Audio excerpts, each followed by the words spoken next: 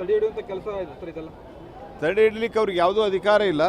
ನನಗೆ ಇಮ್ಮಿಡಿಯೇಟ್ ಅದು ಈಗ ಸಿಗ್ತಾ ಇಲ್ಲ. ಒಂದು ನಿಮಿಷ ನೀವು ಇದ್ದರೆ ನಾನು ಹೇಳ್ತೇನೆ ನಿಮಗೆ.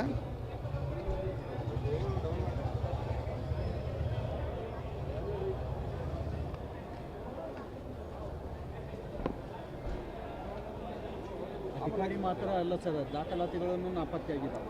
ದಾಖಲಾತಿ ನಾಪತ್ತೆಯಾಗಿದ್ದಾವೆ, ಅಧಿಕಾರಿ ನಾಪತ್ತೆಯಾಗಿದ್ದಾನೆ.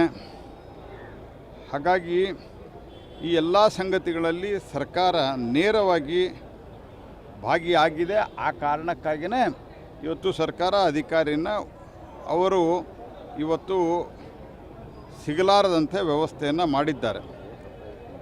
ಅನೇಕ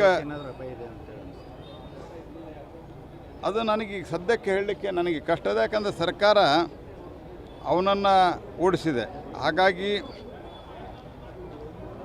ಈ ಒಂದು ಹಿನ್ನೆಲೆಯೊಳಗೆ ನಾನು ಹೇಳೋದಿಷ್ಟೇ, ಸರ್ಕಾರನೇ ಇದರಲ್ಲಿ ಭಾಗಿಯಾಗಿರೋದ್ರಿಂದ ಈ ಅಧಿಕಾರಿಯ ಜವಾಬ್ದಾರಿ ಸರ್ಕಾರದ. ಆತನಿಗೆ ಏನಾದರೂ ಸಹಿತ, ಆತನಿಗೆ ಅಪಾಯ ಆದರೂ ಸಹಿತ ಸರ್ಕಾರ ಜವಾಬ್ದಾರಿ. ಯಾಕಂದರೆ ಸರ್ಕಾರದ ರಕ್ಷಣೆ ಇರಲಾರ್ದೆ ಇಂಥ ಒಂದು ಬಹುದೊಡ್ಡ ಭ್ರಷ್ಟಾಚಾರವನ್ನು ಆತ ಮಾಡಲಿಕ್ಕೆ ಸಾಧ್ಯ ಇಲ್ಲ ಅನ್ನುವಂಥದ್ದನ್ನು ಅರ್ಥ ಮಾಡ್ಕೋಬೇಕು. ಈರುಳ್ಳಿ ಬೆಲೆ ಒಂದು ಹೆಚ್ಚಿಗೆ ಆಗ್ತದೆ ಸರ್.